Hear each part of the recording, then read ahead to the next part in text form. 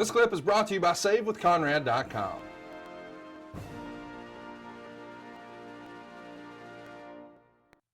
Well, you spoke of Paul Heyman before.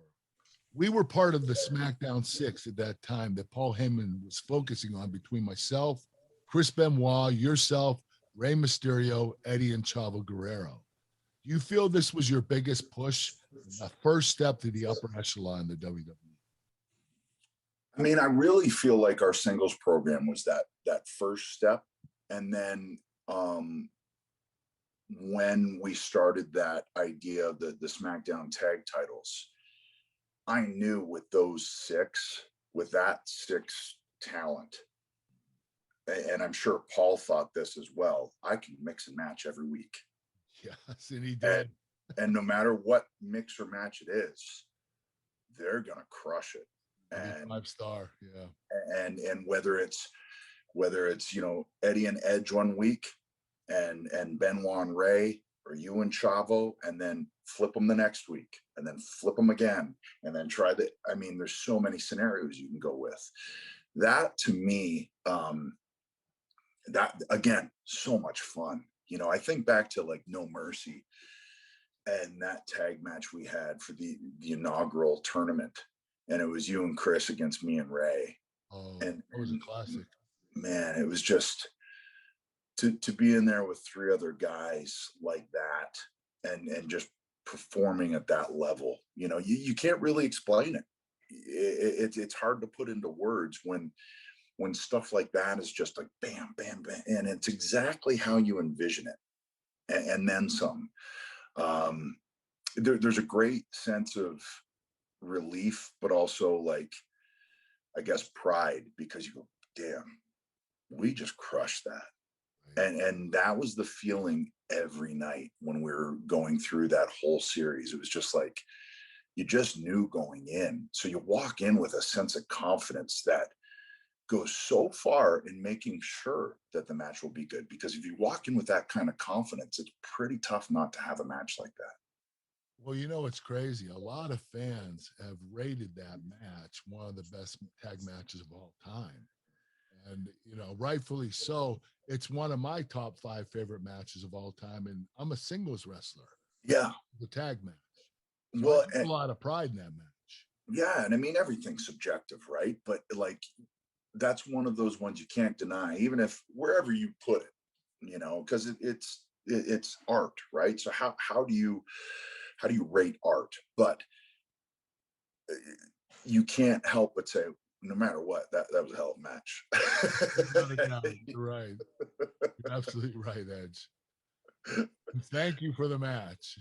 No, man, it was a recurring theme through that whole time, and then to also for Ray and I to click the way we did, because we'd never teamed before, and I'm like a mad scientist, so when you say Ray's going to be my partner, immediately I start with, ooh, okay, we could do this. What if we did that? And then what if we did that?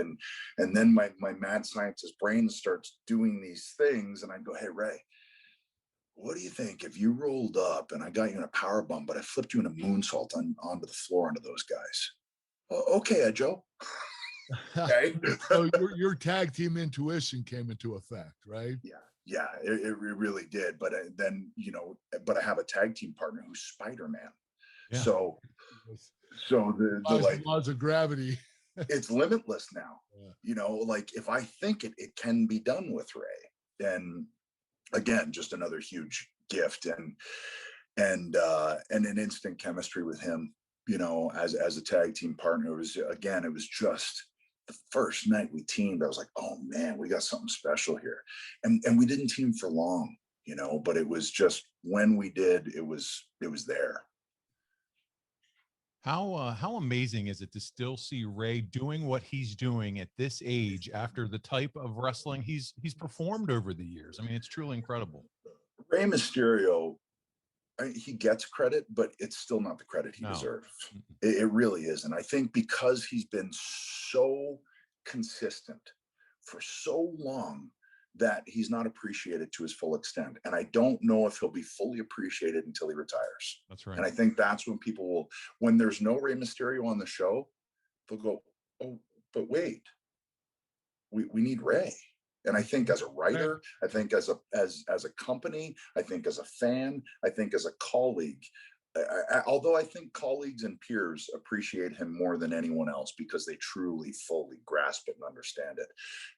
That dude, for his style and what he's done to still even be in there at all, let alone at the level that he's performing at. He just did a Hell in a Cell with Roman Reigns. Unbelievable. I mean, the guy is, he, you know, the term legend is thrown around a lot. Dude's a legend. He is a living legend. And one day people will fully latch on to exactly how special Rey Mysterio is. Well, this is to be a little funny, but he might be the smallest legend of all time. Yeah. Well, and so there's that too. Yeah. Think about all of the obstacles and hurdles that he has knocked down and how he changed an industry, because without him, I don't think Daniel Bryan breaks through.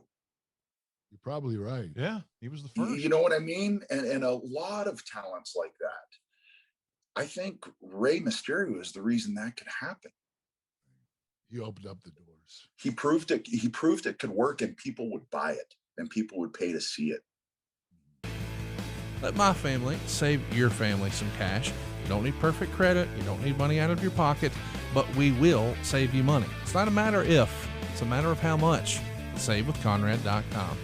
Well, listen, it's quite the honor to have you on with us, Edge. And by the way, you're no stranger to podcasts yourself. How does it feel to be back on the other side of this?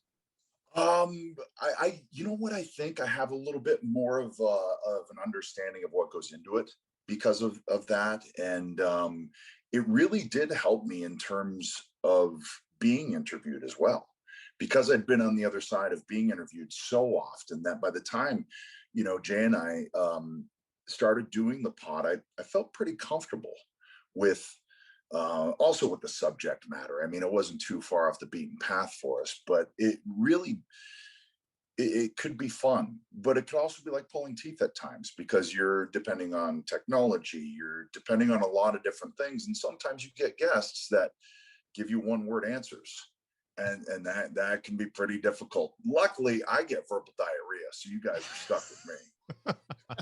So this show's going to be 3 hours long. You're going to edit this one down. All righty.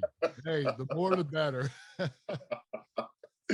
Hey, it's Conrad Thompson. Thanks for checking out the podcast here on YouTube.